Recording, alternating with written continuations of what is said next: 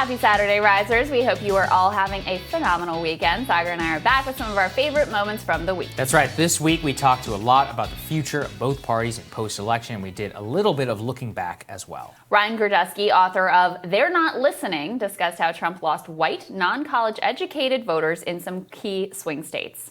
So in the 23 Obama-Trump counties that swung from Obama in 2012 to Trump in 2016, Trump won 22 of those 23 counties, and he improved his margin in those 23 counties. They had 90% turnout. He did everything he possibly could except register new voters. There was 8,000 fewer voters in those 22 counties than there had been in the 2016 election cycle, even though the population increased. In Pennsylvania, there's 2.6 million non-college educated whites that are not registered to vote. In Michigan, it's over 2 million. In Ohio, it's over 2 million.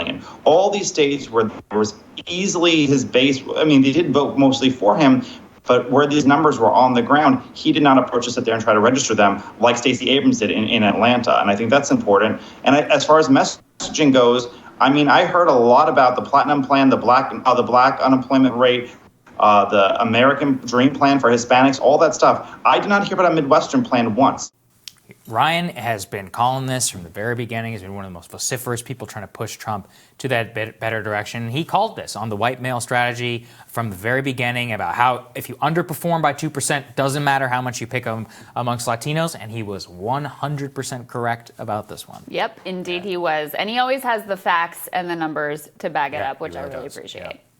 All right, so President Trump may have lost, but that doesn't certainly mean that Joe Biden and the Democrats ran a perfect campaign at all. Indeed. Former National Press Secretary for the Bernie Sanders presidential campaign, Briahna Joy Gray, joined us to analyze the divide between moderate and progressive Democrats this election cycle.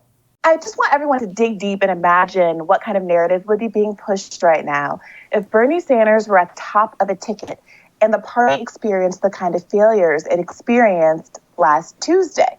There would be no doubt the top of the ticket would be blamed for kind of down ballot underperformance, especially when you look at the extent to which progressive policies outpaced the party performance across the country. Most notably, I think, when you look at Florida and the $15 minimum wage, which passed with over 60% of votes when Joe Biden wasn't able to take the state.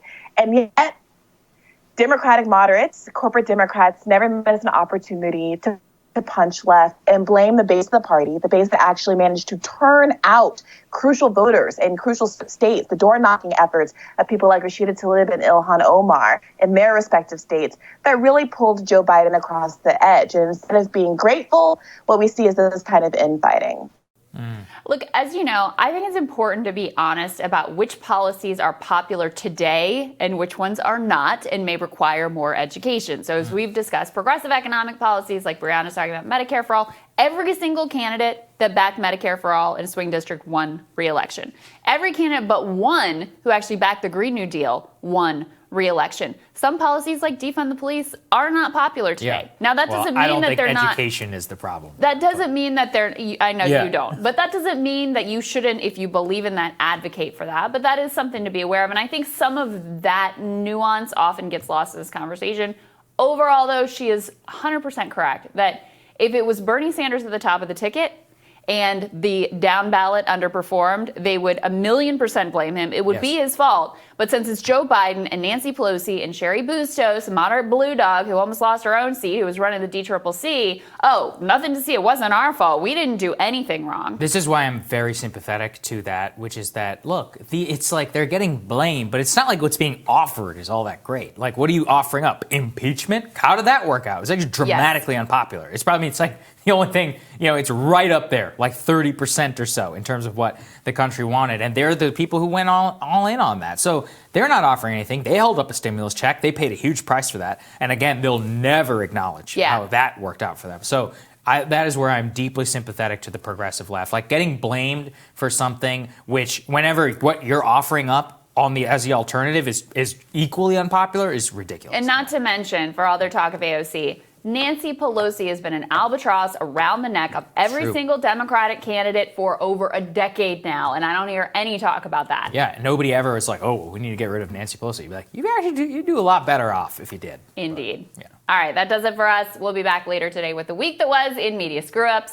So hit that subscribe button. You don't miss any of our videos. Don't forget to like and share as well. Tomorrow, I'm going to be back for another round of #RisingQs. We'll see you all then. Enjoy the weekend, guys.